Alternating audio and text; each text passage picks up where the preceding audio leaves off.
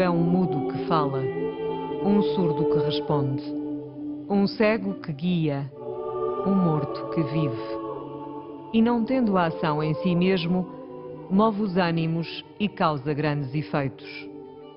O livro, visto de fora, não mostra nada. Por dentro está cheio de mistérios.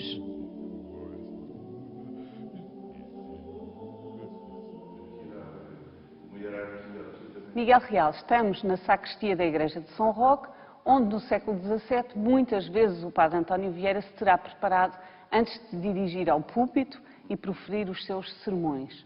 Nesses dias dizia-se que se lançava tapete em São Roque para ouvir, num estilo grandioso, afinal falar sobre as misérias humanas. Exatamente. A grande característica estilística do padre António Vieira é unir a denúncia social no conteúdo do sermão com uma forma excelsamente bela, uma forma chamamos hoje, no tempo de padre António Vieira não se utilizava isso, conceptista. Os outros pregadores, principalmente os pregadores opostos e até concorrentes, que eram os dominicanos, eram chamados cultistas, ou seja, era um maneirismo barroco em que era a utilização da frase pela frase, do engenho e da argúcia estilística da palavra. O padre António Vieira tinha esse engenho estilístico da palavra, unido sempre a um conteúdo fortemente religioso. E tal como Cristo, por exemplo, São Francisco de Assis, e São Paulo e São Pedro denunciou os abusões da sociedade, o padre António Vieira fazia exatamente o mesmo. Não esquecer o sermão do Bom Ladrão. Dom João IV está sentado à frente e ele diz: talvez seja fácil encontrar um ladrão no céu, mas não é difícil, de certeza, encontrar reis no inferno. É um momento em que há um atrito entre ele e Dom João IV, já que ele teve grande confiança e teve grandes responsabilidades a partir de missões que Dom João IV e a Dona Luísa de Gusmão lhe deu.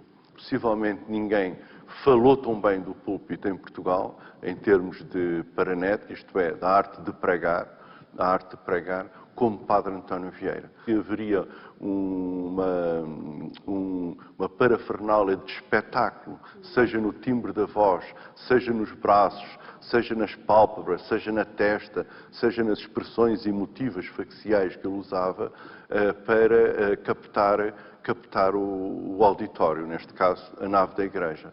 Por isso dizia lançar ou deitar tapete a São Roque.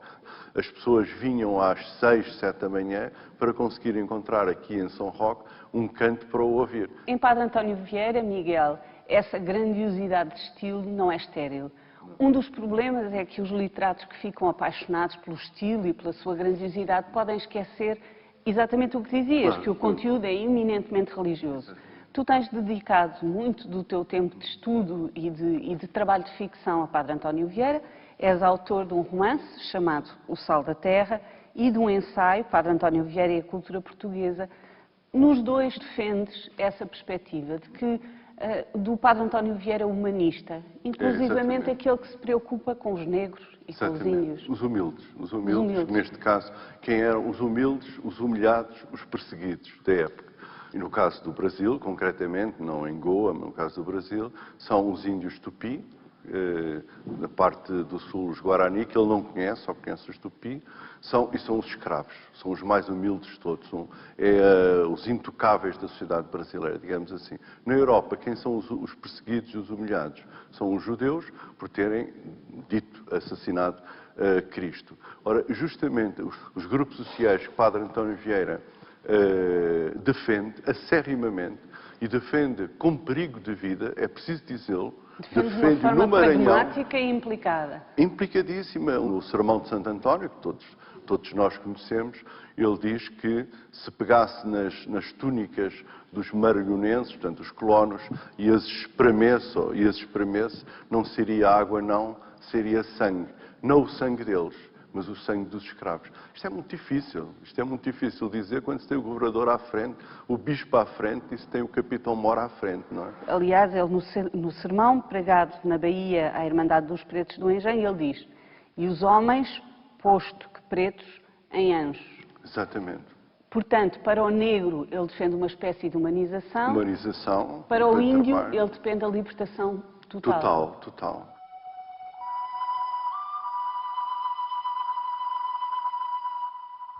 Os homens só os distingue a virtude.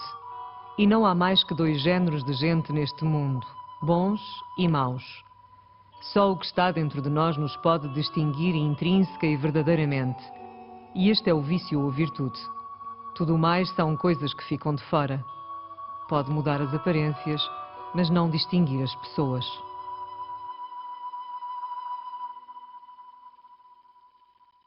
No século XVII havia uma teoria de origem jesuíta que era a teoria do resgate. Os brancos morrem em África, a África é o lugar do inferno, o lugar do demónio.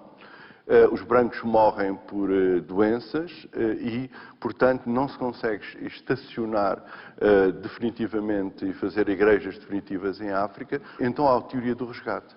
Se não podemos salvar os negros em África, devemos levá-los para a América, para a Europa e salvá-los.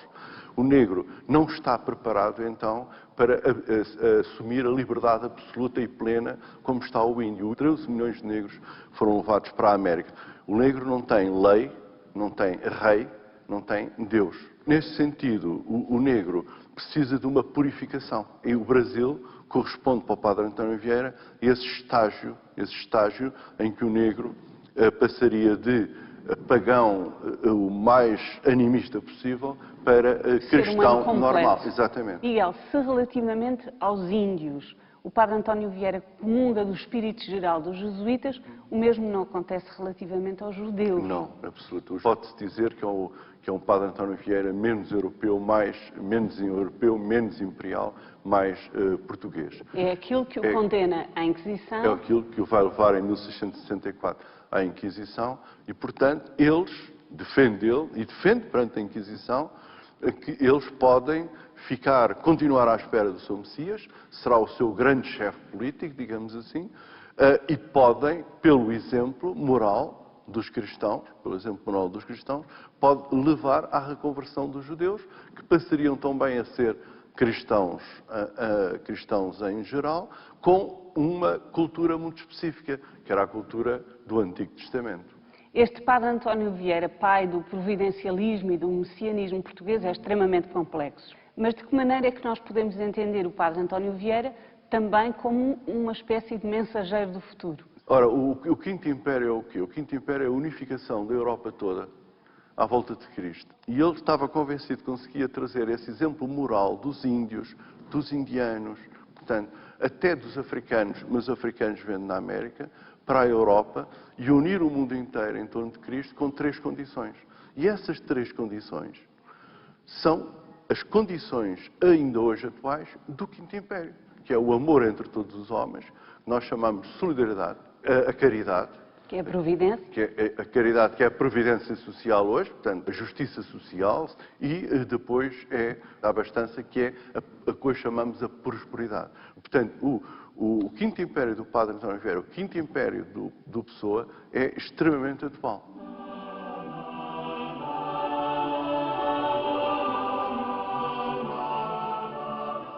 A cegueira que cega cerrando os olhos não é a maior cegueira. A que cega deixando os olhos abertos, essa é a mais cega de todas. Que coisa é a conversão de uma alma se não entrar um homem dentro de si e ver-se a si mesmo? Para esta vista são necessários olhos, é necessária luz e é necessário espelho. O pregador concorre com o espelho, que é a doutrina. Deus concorre com a luz, que é a graça. O homem concorre com os olhos, que é o conhecimento.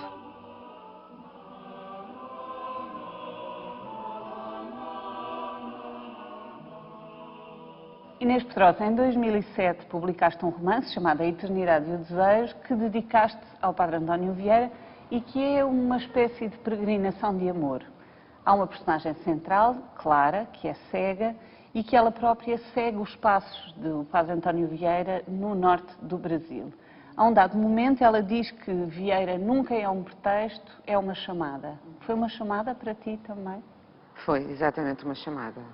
Ele tem uma força tão grande naquilo que escreve, E eu, à medida que fui percorrendo esses caminhos brasileiros do Padre António Vieira, fui lendo muitos e muitos textos, sermões, dos que ele tinha escrito que eu não conhecia, e fui ficando progressivamente mais encantada, fascinada, seduzida e surpreendida, sobretudo por ele tratar, em particular num sermão que serve de título e de epígrafe ao livro, que é o sermão de Nossa Senhora do Ó, tratar da eternidade e o desejo, dizendo que são ambos a mesma coisa. E uni-los num círculo. E uni-los num círculo.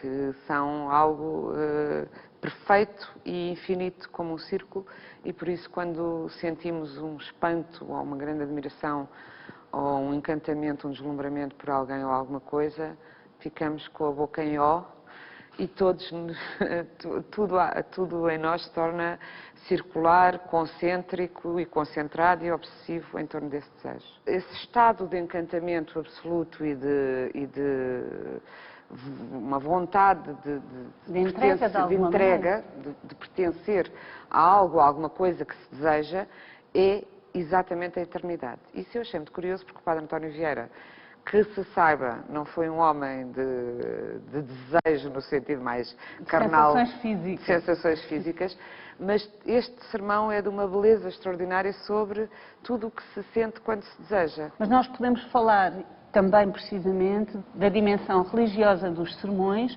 e depois daquilo que nós encontramos de fulgurância de estilo e de aplicação à vida cotidiana também. Foi dos sermões sobre a luz e a cegueira e sobre os cegos que veem e os cegos que não veem que me nasceu a Clara e que depois nasceu o romance.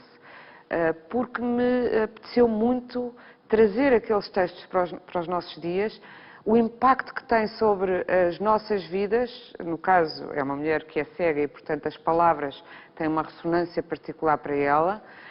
O impacto que tem sobre as nossas vidas, aquilo que ele escreveu no século XVII.